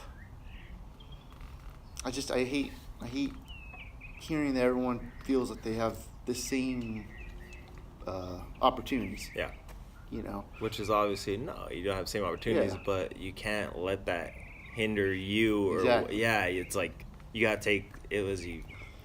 Everyone gets a life, and you gotta make the most of it Right. or whatever you want from that. My dad's a retired forklift driver. My mom is 57 years old and she flags. She has a flag. She's a flagger for construction. Like that's what. And I assume they're happy, right? They're That's living their what life. they do. Yeah. That's what they do. You know, I don't know what people get caught up on as far as like money and what they make a year and how they got to do it, and because Has money been a big issue for you in your life? Like, has it been like a big thing you obsessed about or like worked towards, or has it kind of been you've always been all right about it? I think I could always be better with money, but As far as managing? yeah. Okay. But as I get older, I'm starting to see where I want to go and what I want to do, and especially it's more important if you got kids. 'Cause if you That's got- a whole different life, It's right? That's a whole different, different mindset. So now I work. So I got this job, right? And me personally, I don't think I'm qualified for the job I have. Why'd It's you say just- that? I've worked really hard to get where I'm at. I don't think I have the credentials for the job. But do you feel you that do your also- job well? I do my job well, There but you I work really hard to Yeah. be good at it. Yeah. So I think Do you that's think what- that helps, like, to fill that lack of credentials? Do you feel like that makes you work harder, like, to kind of I validate feel- yourself, or Absolutely. Okay. I feel like I'm in a room with a bunch of guys who are engineers and college Yeah, yeah, yeah. educated, and then I'm still in a room with these guys that my position dictates I should have a degree, Yeah. but I don't. So that right there is like a chip on my shoulder. And I've always told my And you wife. say you work like HVAC, like freezing and stuff, right? I Or work something like in that? Lyophilization. So basically, to break it down, lyophilization it uses refrigeration, deep vacuum. Like, Okay. we're talking about 0 millitorr, like That's zero crazy. vacuum. Like we could suck 300 liters of actual liquid water in say 24 hours and suck all that water into the condenser and like just free, like we'll just suck all that water out. It's a process they use to make peptides, Okay. insulins, a lot of stuff. I mean, it goes endless. It's just it's very fancy refrigeration because I used to do HVAC houses and stuff like that, but it's just the stuff I'm in now is more. It's all biomedical. Okay. It's more specialty type of Yeah. job, which is like my dream job. Like I was telling I told my wife the other day. I'm sorry, it was 4 or 5 months ago, but I was telling her, I was like, I'm relentless in success because I feel that a lot of people don't give me credit, or not credit, or say they don't give me the time of day, or they think that I would be where I'm at right now. And I don't know. Like you have that constant chip on your shoulder. Yeah, I don't know if that's necessarily true. That's what you feel. That's what I feel, and that's why I feel it's gotten me to this point.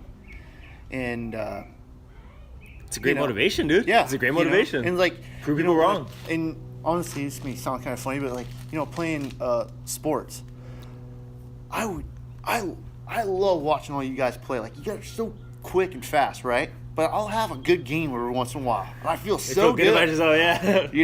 But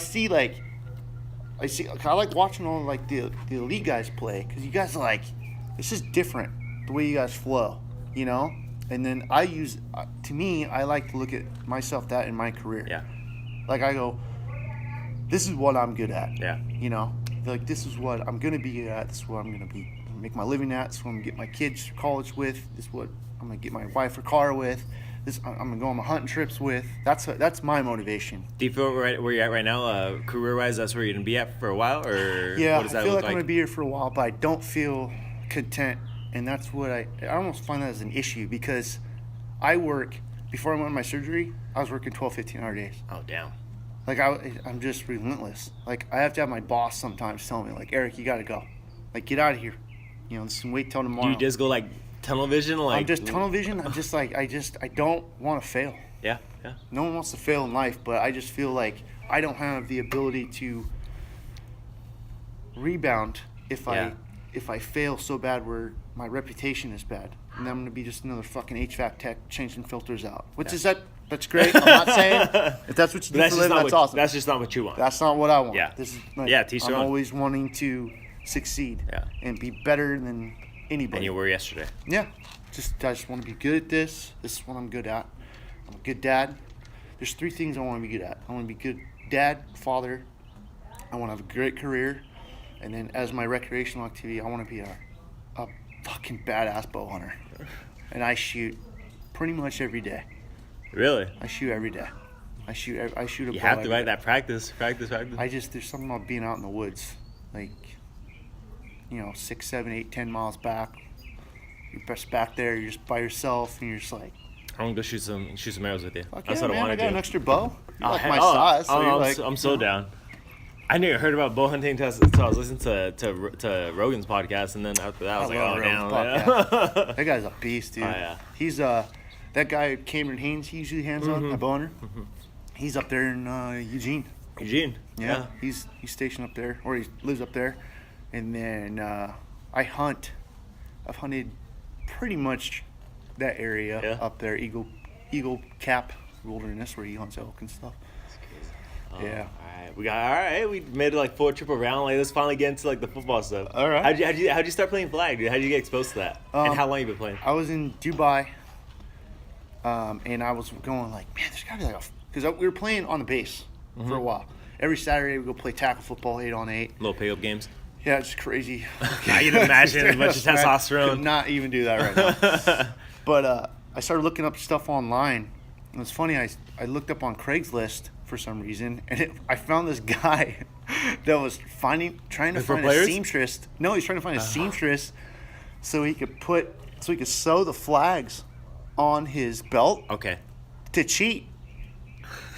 And I go, what the fuck? That's a thing?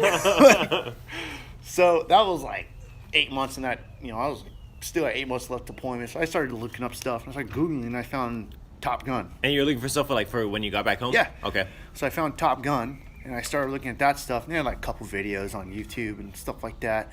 And then, what year was this? This is 2008. Okay. Yeah.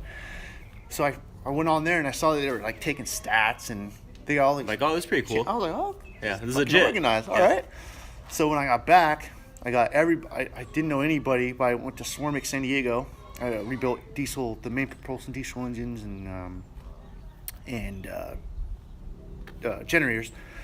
So I got all the guys in the Navy. I was like, hey, you guys want to play ball? Together? Let's go. So I started managing that team, so we started going to Top Gun. Okay. And our first 2 years we went to the championship game. Where were you guys playing at? Like what area? Hilltop. Okay. Yeah. Oh, right here. Like not on the actual football field, on that side field, the crowd. The baseball field. Yeah. So we started playing there, and there was like I think 12 teams, and That's pretty dope. yeah, and we were made it to the ship. Yeah. 2 years in a row, right? And Like, had no this is clue what what's you're up. doing. You're just out there Yeah, we were like, having just fun. doing it. How fun was that, dude? Like when you first got there, like your first Oh, couple seasons. matching jerseys. Yeah, you fucking- you get pumped like, dude, it's game day today. Yeah. 8 o'clock game in the morning on Saturday. We're like, getting up. My cousin, Yeah. I remember he put the blasting the music. It was awesome. Yeah, it's a lot different from like those first few seasons to like when you're playing like now. To Oh, like when yeah. you go out there now, it's like Oh, alright. definitely. It's still fun, but it's different. It's Oh, different. definitely. I don't think you're as motivated as like when you're. Absolutely not. No, Absolutely you're not. going out there to burn the world. Yeah. But I started playing. So we went to Hilltop, and that's when I first met Fred. Okay. And who's X Flag? Not X Flag. The Six Man. Joel. Joel. So I go to. It was like our first or second game, and they were in the parking lot at Hilltop, and they're handing out flyers for X Flag. Okay. And I'd already put a team in for Top Gun. Oh, and this was Top Gun. Oh, okay. Yeah, so they were in there, and so whoever the manager was for Top Gun comes down and starts yelling. Fred? No, it wasn't. No, it was Fred and Joel together. They were handing Oh out no, flyers Fred, for freaking X-Flag. Tom. Or, no, I'm talking about the guy from Top Gun. Oh, okay. Alright, I can't yeah. remember his name, but I think it's Tom. Well, he starts yelling at Fred and Joel, saying, "Get the fuck out of here! You know, this is our field and all this stuff." And I remember I was like, "God damn, that's crazy." But anyway, I grabbed. Turf wars. Yeah, so I grabbed the flyer. So we went and played on Saturdays, and then that opening was the next Sunday. So I went Okay. down to Balboa High School, and I was like, "Hey man, I'm just a free agent." And that was X Flag? Yeah, so Okay. I paid the $50, and I got on On this the team? team called the Evil Monkeys, and just I played. Since there. I was playing Saturdays, and then I was playing Sundays, and then I'd play. I think it was Tuesdays or Thursdays. I can't remember. And I was just like, I didn't work out or anything. I was just a Yeah. little fucking beer belly little fuck. So I started playing, getting in shape and stuff. I was like, dude, this is what's up, man. Like, It's a lot of fun. yeah, it's really fun. So I started putting teams in for Top Gun. I did that for like 3 or 4 seasons, and then I went to X Flag. Okay. And then I got deployed again to Iraq for a year. Then I came back, and I went right into X Flag, and that was 2000. Right? Was it 2008? 2009. I'm sorry, 2010. I was deployed for a year. I'm sorry. So that's when I met James Baca. He was a Yeah, free yeah, agent. yeah. And we started playing, and we had the team. He's gonna hate this. Called the Broken Angels. Was that his idea? No, because no one would pick the goddamn team name, so I just Yeah, Broken looked at Angels? So we started playing there, and like Baca's a cool cat. Huh? I like Oh, Baca. yeah. He's a cool I tried cat. to text him, man. He's a little fucker. He's got a kid and stuff. Yeah. Yeah, he's got a thing going on. He freaking like taught me how to ride a motorcycle, essentially. Oh, really? Like, he came over to my aunt's house because I just bought a bike. I never touched a bike in my life, but I had like a quarter life crisis, and I just went out and Yeah. got one. And then he like came over and gave me like a crash course. Do you still have it? It's in the shop right now. Oh, okay. But yeah, no, but I have so much. That's one of the few things I don't regret in life. Like Yeah. the motorcycle is like, oh, I just exposed that. It's just so much fun. Oh yeah, it's It's awesome. It's scary, but it's just so I much borrowed fun. his bike. I said I need to take a ride. His? And he goes, okay. So I took it. I went to Temecula. he's all like, God damn it. No, but yeah, I just played X League, and then that was 3 days a week for 3 years, until I got out 2012, and then I started playing 6-man. Okay. I mean, 3-4 days a week, and it was just, I don't know, man. That was fun. a That great was time, when dude. it was fun. Yeah. That was when it was fun because there was rivalries. There was like all the D3 rivalries, D2, and then D1, Yeah. and all this fucking shit show we got now. What do you think has been like I don't know, is just us being like pessimistic, or like is there really like just a downfall of it? My buddy Chuck from LA, he told me like it just goes in cycles, like the popularity of like a flag itself, and then like the certain like 5-man, 8-man, stuff like that. Really? So that's what he was telling me, what he's seen over the years, but I don't know. All I know is like I remember playing 8-on-8 at Rob Field before X bought it, and I thought that It was like fucking 1,000 badass. teams, right? It was a fucking shit. That's what Brandon was telling me. There was no parking. You went down there. You went and got your shit at like 6 or 7 o'clock. You had barbecues. You brought your girls. Your mom and dad came. Everybody. Yeah. It was like a thing down in OB. And now what? There's like fucking 6 teams. Brandon was talking about like as soon as Zim took over, like all the teams like dipped out and went over to the church league. Essentially, all the 8-man teams. Because he can't manage shit. Okay? Because listen, I don't give a fuck, Zim, if you hear this. Okay? I spent thousands of dollars on your goddamn league. Thousands. And all I asked is you get real refs. And what do? You give me some fucking shitball. You met at the mall or on a mall flyer, and he shows up, and then he starts kicking me and my boys off the team because he can't make a goddamn call. That's the reason why me and you have beef. And That's your biggest criticism of that's the, my of the huge league, criticism. the refs? I was like, listen, and I'm not talking shit, Louis. Okay, I get it. You go back to X like every other fucking year, but there are not good refs in X. There's not good refs, and I'm not saying like Ronnie's bad or all those guys. I'm talking about the Just in consistent general? refs that we have, and everyone knows who they are. And you go to X-Man, I'm sorry, 6-man, and yes, does Joel manage everything perfectly? No, he doesn't. But does Nobody he have can. a better product? I believe he Yeah, does. yeah. Those refs don't take no shit. They'll kick you out. They let you play. You know what That's you're gonna the get. thing. They're consistent. Exactly. At the very least, they're consistent. Exactly. And then when I'm paying $800, $900 Yeah, for a yeah, team, yeah. I want some consistency. I'm paying you to give me a product. And if you're giving me a shit product, guess what? I'm not going back. Yeah. You know? And he got all butthurt because I started criticizing him. And Is all this, I is this did, what you guys talked about before? yeah. And then me and James even met up with him in OB, and I asked, me and James were saying, look, we'll help Like, you. want to help him out, right? Yeah, I well, think we will Baco help was telling you. me about that. We will help you. And guess what? Just kind of never got back to Guess you. what he guys. did? Never followed up. All he did was told us that he was like, oh, I want you to start getting the stats from all the seasons, right? And so you can start uploading the stats. I'm like, how the fuck am I supposed to get all the stats? If you don't have the database. Like, how am I supposed to do that? Oh, I'm supposed to make shit up? And he's like, make elite like Hall of Fame, all this bullshit. I'm saying, like, dude, like, what he needs to do is stop playing, okay? I get it, Zin. I agree. You want to play. You're good. Used to be, I don't know, I haven't seen you fucking play in years. But that's your living. And if you're not committed to it, like, say, Joel is, Yeah. and he's given a better product because he doesn't play, even though, let's be honest, Joel couldn't be a punter. Let's love Joel. But it's like, that's the issue I had. And that's the issue a lot of people had, among the other issues. Among, like, the collection of money sometimes was shady as shit. I remember I had to pay an extra $150 because someone lost $150, even though I gave $150, but whatever. I paid the other fucking $150. It's just that, It's honestly, this is before the Venmo days. Yeah. Cash is changing That's hands. huge. It's huge. I get it. There's a record, but it's just like, that's, like, I get it, Jim. I'm not one of your elite players, but I'm also one of your elite guys who fucking paid teams to get in your dude, leagues. no, that's and Like, those are the teams you need, dude. The teams that are consistent. One of those things that the first thing that comes to mind is like Bluegrass. Like Bluegrass is out there like every season at like 2 different locations. It's like those are the teams you need to keep around. Those are the people Yeah. you need to keep happy. Because the young money is the church's money is like even I think Brandon was telling me the same thing. It was like those are the teams that are going to give you problems, and those are the teams like you want because it's fun to have those teams in your league. But at the end of the day, those aren't teams that are going to be making you money. It's Yeah. the teams who are consistently out there, the D2s, the D3s that are out there every season. Those are the teams that you want to make happy. And I get the argument about pitting every team against each other. I totally get it, okay? Because if you're a shitty team, you should play another team that's better because the argument is you will get better, or at least you will learn how they play, Yeah. yada, yada, yada. But if you're putting Church's money up against a team that's just starting You're in 3 loose days a teams. week, You're in loose every day a teams. week, it's like, It's demoralizing. and then that's your issue. And then that's what you blame on people not coming. Well, you're the one that made that environment. Yeah, yeah. Okay? I agree. And then first off, and another thing, let's be honest, Jim. I went and came and played on your league. Someone invited me out. I can't remember who it was. And then you texted me saying, if you want to play in this league, we're 10 feet away from each other. Okay? If you want to play in this league, you have to behave yourself and do what the refs say.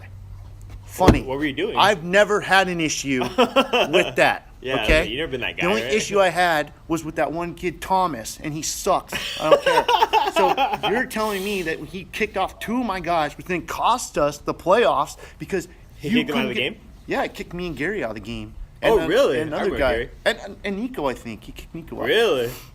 So it was like, that's when it went all downhill, and that's when we left. That's when we left from there.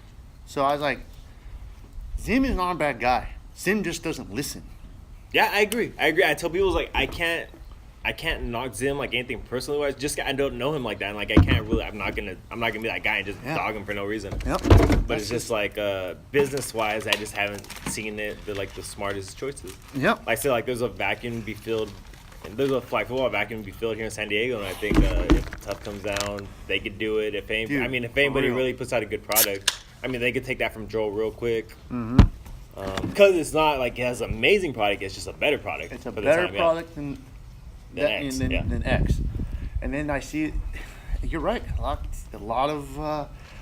of new guys can come and take. Like there's El Torron Park right there Yeah, off the 805. Yeah. Tell me that wouldn't be a fucking. Tell me the demographic around that whole area Yep. wouldn't show up. Guess what? Flag football players are also soccer players, and soccer players just go to that goddamn field all the time. And those guys make awesome flag football players. Heck yeah, a soccer player who Yeah. can catch that footwork and the speed and the quickness. Yeah, man, that's all you need. Gone.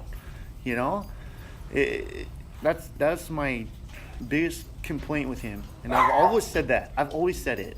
Like I've even tried to make up with him after the fact, and then it turned into this other shit. I'm like, all right, man, whatever. Like, fucking run your business. You know, you were probably making $30,000 fucking every season, and now guess what? You're probably making 10. Like I'm not gonna. Yeah, I've heard there's some locations with like freaking like 4 teams, 5 teams. Okay, so what is it like 5, 6 games a night, 3 fields? You know, it's like Jesus, that's a lot of money. You know, and it sucks. And I don't want to bash him because I don't want him to have his league. I want him to fuck his shit together. Because I'm not playing no more. I'm done. I'm not gonna play. That's past. I'm past that shit. Like The it's X-Fight just- or? Yeah, I'm done. Injuries and all that stuff. Like, I'm good to go. Like Oh, you're my not gonna play at all? No, my back is. It feels good, but I just don't. If Yeah, I you mess wanna it up risk it? again, you know what I mean, dude, I don't ever want to go to that surgery again. Gotcha. But I'd like to see it go on for everyone else who used to play. Yeah. I mean, dude, you even got James Baca. I mean, granted, his excuse is he doesn't want to play because he got a kidney right now. That's the excuse. Well, I got 2 kids. I would still play if the product was better and my back was good. So I know he would play. James is talking shit. No, but that's it's just unfortunate. That's the way everything went down, or it's been going down. And it's going downhill.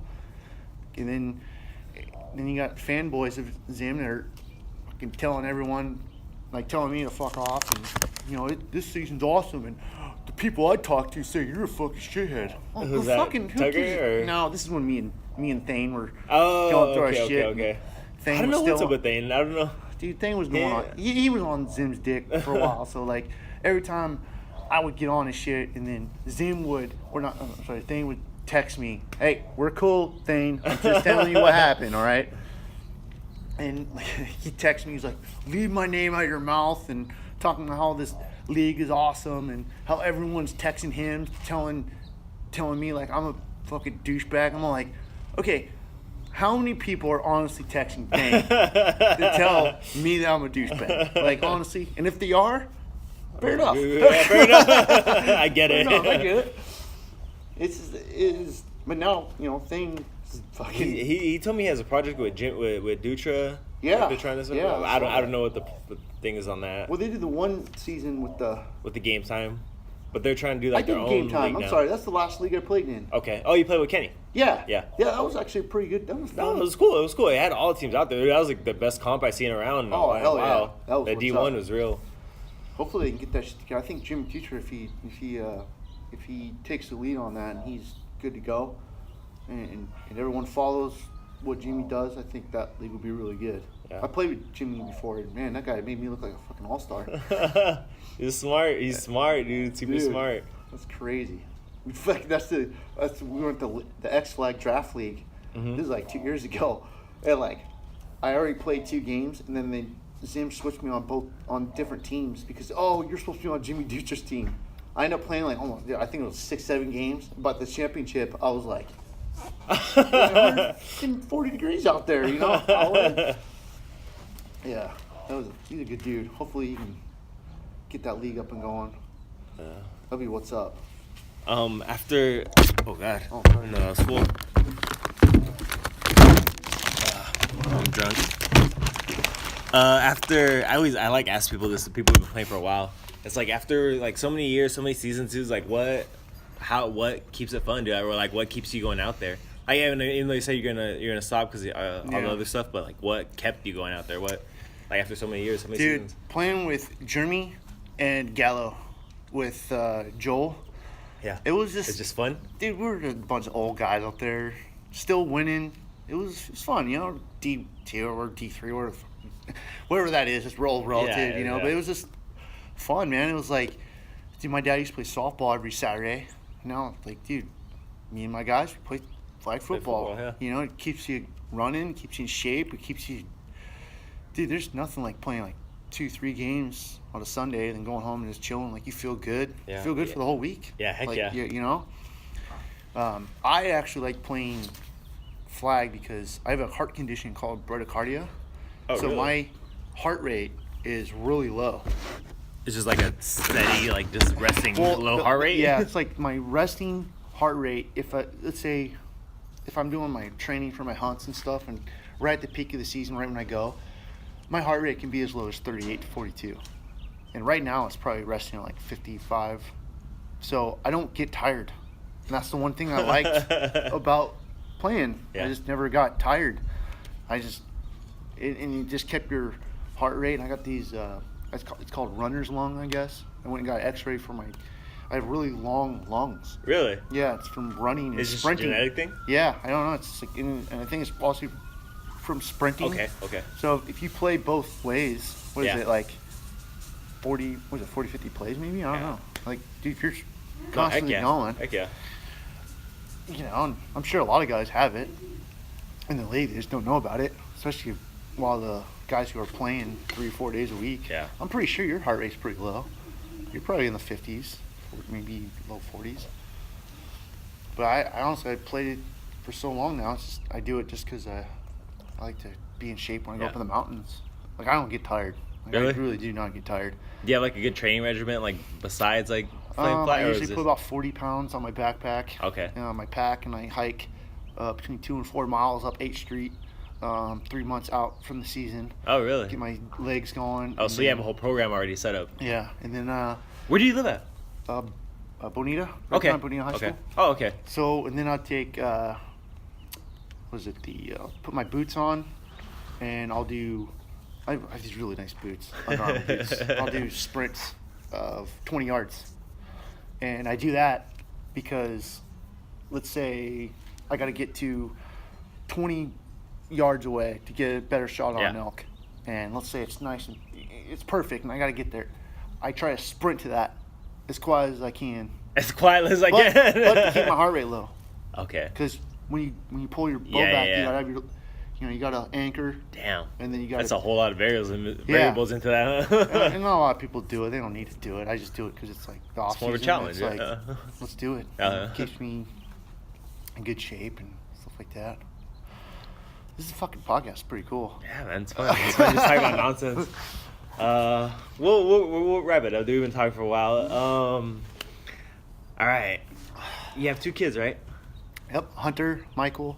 Michael is a middle name who's named after my buddy Mike, who introduced me to my wife. And then Adelaide Zara. And Zara is for half her my wife's last name, Zaragoza. So, How old are Adelaide, she's 5. She turned 5 in September. And he's turning 1 in January. That's crazy. How did that? I have no kids. I'm like, I don't even know if I even want kids. But how did that change your life? Like just having your first child, having your daughter. Like, what was that? Was like a huge like trip or not so much? When we first got pregnant, I was like, obviously you're excited. How'd you? Was it like were you happy about it? Or was it like, Yeah, ah, I was damn it. happy. Okay. I was happy. Like, I was like, I always want to be a dad, but it was.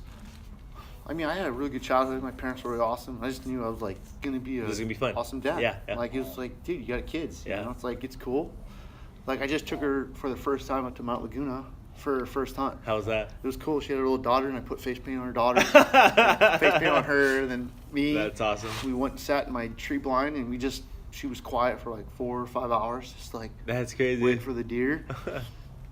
And then last July, when we found out we were going to have a hunter, I'm sorry, not this last year, when we found out we were pregnant with him, and we said we were going to have a son, I was like, okay, well, we're done. Yeah. Like, it's like... That's it. he's That's all I just- need. Yeah. And I see a lot of people with kids, and like, I'm sure you've seen them, like, kids are just fucking, just all over the place. Terrible. Yeah. I can't bring them out to McDonald's, man. That ain't happening, you know? But like, I don't know, man. We have a pretty chill household. We have a positive childhood or household, so it's not like. I think that helps a lot. We have no issue taking our kids anywhere. Yeah. Like it's like weddings, okay. Like I could drop my son off right here. And I'll come get him a couple hours, and you just be the most chill baby with you. He's not. Oh man, when I was flying back from Mexico City, I was there a couple weeks ago. I was flying back. I was like right next to me, like arms reach. There's a baby just crying for like the last hour on the plane. Oh my God. I looked out. Oh, I wanted to take that baby's jaw so hard. It was just asking for it. I just dropped it, and I was like, Oh no more kids. no. But yeah, No, it's I a hear different ya. story. No, I hear you. Like that's, I don't. I mean, we've It's flown tough, with the it's kids. tough. We've flown with the kids, and they've been good so far. But I don't know. There's kind of like an unwritten rule when you're flying with a baby. You know, like obviously they're not going to drive through Mexico City up to the States or whatever. But maybe just let them go. You know what I mean? That's crazy. That But sucks. do you feel like it's consciously like changed you, like having children, like as a I don't know, like you're I feel like awesome. yeah. Like I don't see when kids, you hear about people have kids and they're like, it's like they're struggling. Like the mom's all just jacked up. She's just like, oh my god, I can't figure it out. Yeah, or yeah. you know, or the boyfriend. It's the just husband. constant struggle. Yeah, it's just like they're always stressed out about the kids, and the kids aren't good. Like I think Money, the kids pick up on that. I think the kids pick up Oh on heck stress. yeah, definitely. Like I personally like we just hold such a chill household. You know, it's not like I don't want to have a stressful household. And if you have a stressful household, those kids are gonna be stressed. And as long as you do pay attention to them, give them a fucking iPad and just tell them to sit in their fucking room. You know, it's like, dude, go on walks with them. Take them to the park. When she wants to go to the park, it's very rare that we don't go to the park. Like, Really? what else am I doing? I'm sitting here on my fat ass watching, hunting Do you think show. that stems a lot like from how you grew up, like the more outdoorsy life? Or, Yeah. Because I mean, I don't hear that very often. Yeah, I don't know. I just. I hear the opposite. Like, no, I give him my iPad so he can keep him busy. I mean, he'll shut up for a while. Well, I mean, we do that, but like we mean. But there's a balance. Like I maintain like that phone or that on YouTube channel, especially YouTube. We don't even do YouTube because we're all these crazy sons of bitches like making. Crazy It goes ass down videos. a rabbit hole, right? Like Dude. I've heard that like it just kind of from video to video it always ends up as something weird or something Weird. Yeah, Like crazy shit. So now we're on Netflix and it's like her own channel, so Yeah. she can only watch like these educational Yeah, type yeah. stuff, and that's working. Same with him. He's starting to figure out stuff, but I never really let the kids try to stress me out. I mean, like the kids are gonna be babies. Yeah. Like, so when I see people stressing out about it, it's kind of like, hopefully figure it out, man. Like Yeah. it shouldn't be that hard. That's Yeah. raising kids is hard, but it shouldn't be that hard. I feel like the biggest thing with that is like it's always like the financial situation of the family, of the parents. I mean, that's just like a Yeah. huge thing, dude. It's a huge Yeah. monkey wrench in the whole system. Like if you're I- not comfortable with that, or you don't feel stable with that, like that's always gonna just stress you out about anything. Yeah, kids I or agree. not. I agree with that. I mean, we haven't always been perfect, and when we first started having Addie, it was a struggle for a little bit, but you just keep plugging along. on trucking. You got to make it better. Yeah. Otherwise, shut the fuck up. Like, what are you gonna sit there and bitch about? You're making $15 an hour for the rest of your life.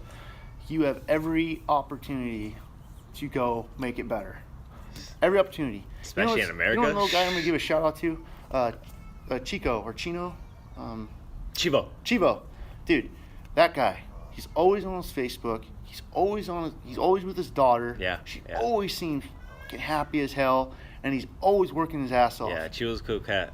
Me and him. He loves. didn't Yeah, really- from what I've seen, from what I've heard, from what he tells me, like, yeah, he loves his daughter. Yeah, like me he and him enjoys didn't that really time. get along for a while. Like On it the was field? Very, you Or know, just weird. Yeah, it was just weird. Like me and him didn't really get along, but you know, and fuck the Eagles. Okay? Go Cowboys. No, but yeah, but you know, I see that all the time, and then I see guys who could be doing that same thing.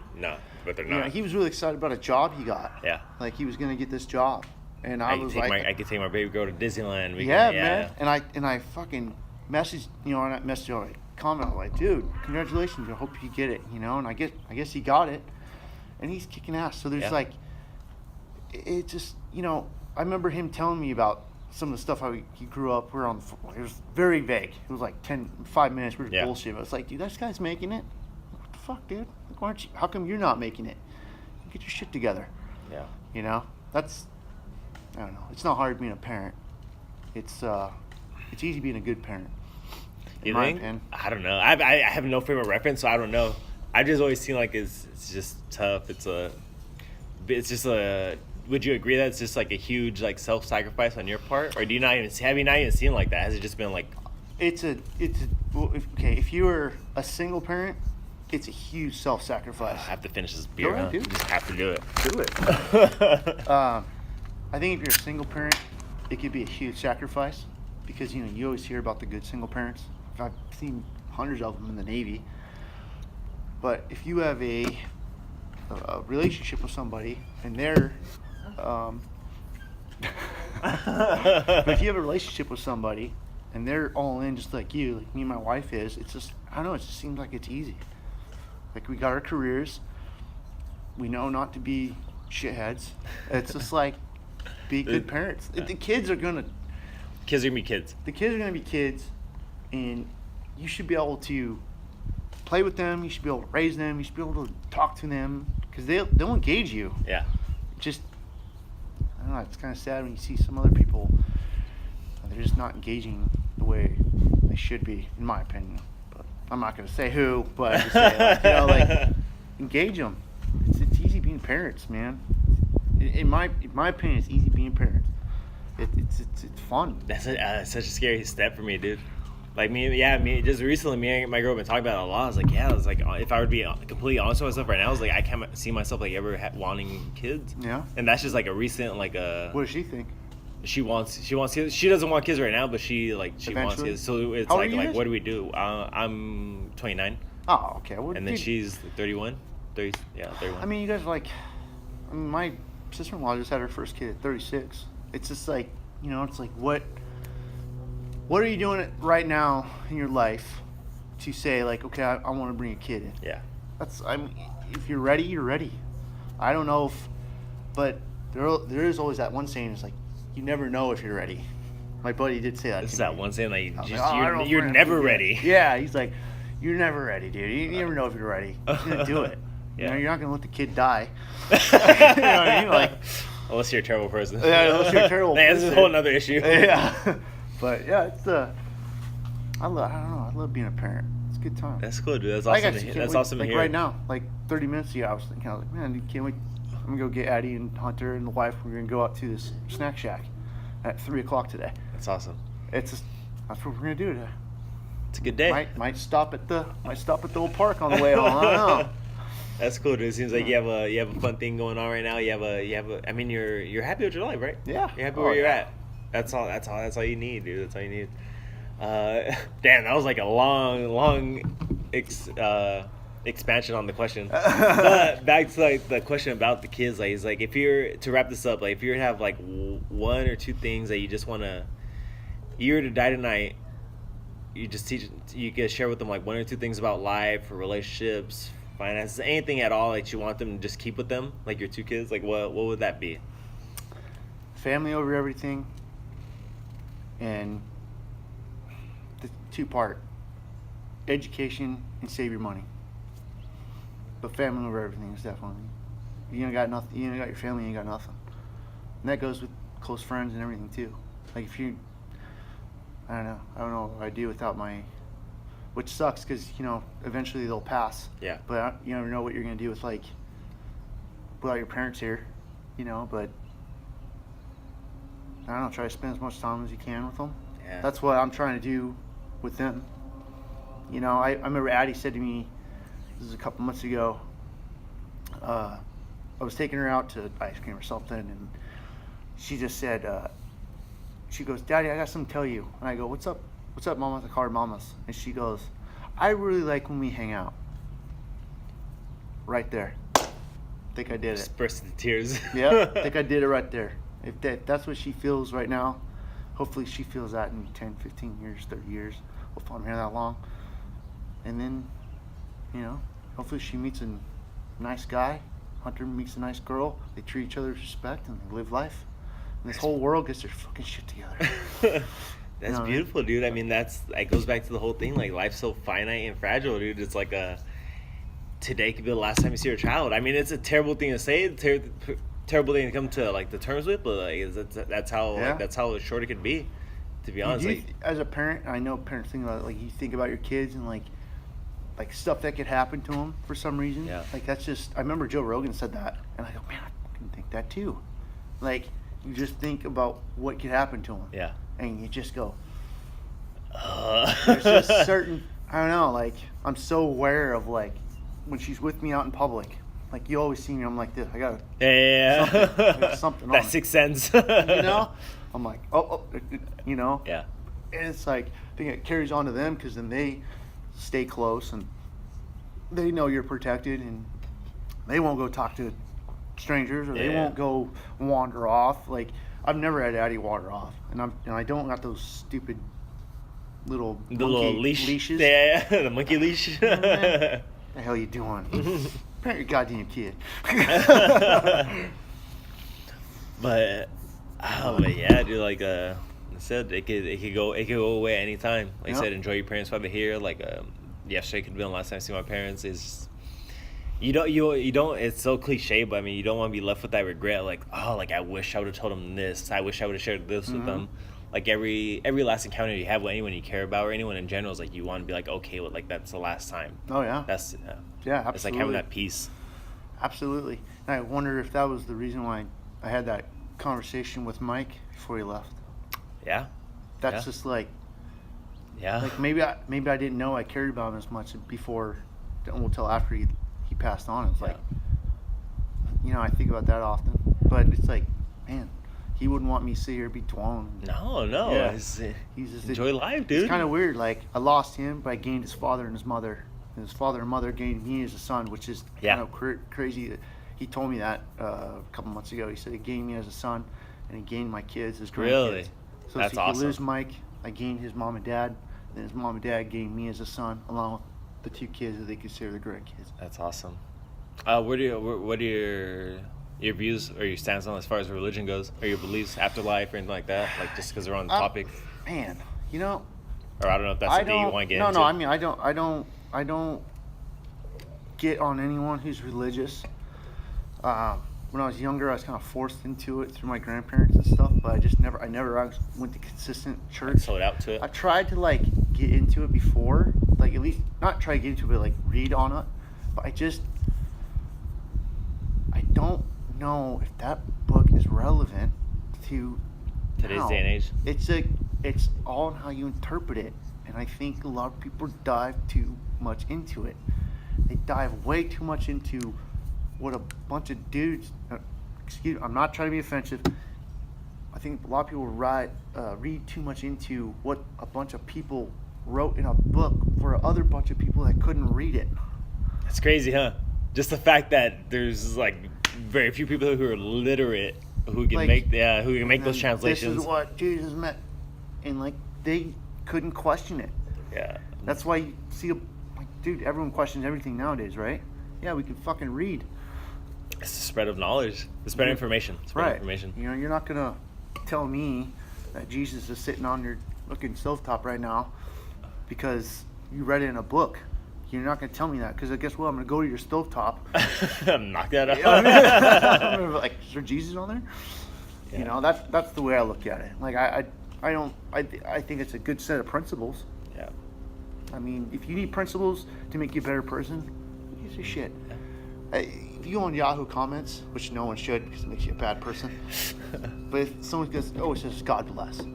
there'll be a fucking 1,000 comments like, God isn't real. It's like, Jesus, dude, who gives a shit if he likes Yeah, it? yeah. Just chill. Yeah, that's what I You say. know? I don't try to attack anyone on it because I mean I have a whole nother story with that, but it's like I don't try to cut down anyone's beliefs, anyone's traditions, but it's just not something it's for me. Yeah. So it's like, I mean, but to each their own. If it gives you like a certain, each their own. it gives you a purpose to life, it gives you security, it gives you happiness, and more power to you. There's nothing Right. against it. Yeah. I don't agree with churches building fun though. Church is better. Yeah, come on, let's be real. Just tell me you gotta pay the lights. All right, trying to get $20 off me, 10%, whatever the hell's going on. All right. You Saying know. that. All right. We're gonna cut this. Yeah, cheers, Last brother. cheers. It was awesome. Everything she sees, she says she wants. Everything she wants, I see she gets. That's my daughter in the water. Everything she owns, I bought her. Everything she owns. That's my daughter in the water. Everything she knows, I taught her. Everything she knows. But yeah, just fast forward to the last fight scene of Street Fighter. Just watch how ridiculous it is. You'll see what I'm talking about. The thing that killed me, the fight was bad enough, but the thing that killed me was like the little electrical spark things that are it shows shocking Bison, or just like blue little squiggly lines. And I get that the technology at the whatever year that wasn't at the point we are now, but come on. Someone just drew on that film on the projector, essentially is what it looks like. But I digress. Great conversation, dude, with Eric. It was amazing. It was not what I expected at all. But we had a great time out there, and hope you guys enjoyed it, dude. Like I said, we got into a bunch of things, covered topics that respect where they demand way more time to really get into and really discuss on an intelligent level. But we did good. We're both idiots, or I mean, at least I'm an idiot, so I try to share whatever I thought was fit, and just share like what I really believe about the different topics. Hope everybody has a safe, fun, most importantly safe New Year's and holidays and all that good stuff. Make some great resolutions. Stop being fat. Start doing some reading. I don't know, maybe shower more. Whatever it is that holds you back in life. Love you guys. Oh wait, one last rant. I completely forgot. I almost forgot. Have you guys ever flown next to a crying baby? There's this baby within arm's reach of me about 2 weeks ago when I was coming back from Mexico City, and I swear it was crying for like the last hour on the flight back to Tijuana, and I literally just wanted to take that baby's jaw, and it would have been done. I would have destroyed that baby. He would never seen it come in. Mom would have seen it come in. I mean, I was already on the way back. Were they gonna just throw me out of the plane? It would have been a wrap. There would have been lights out for that baby. And I think that's why I never want children. All right, bye. Every time she blinks, she strikes somebody blind. Everything she thinks blows her tiny mind.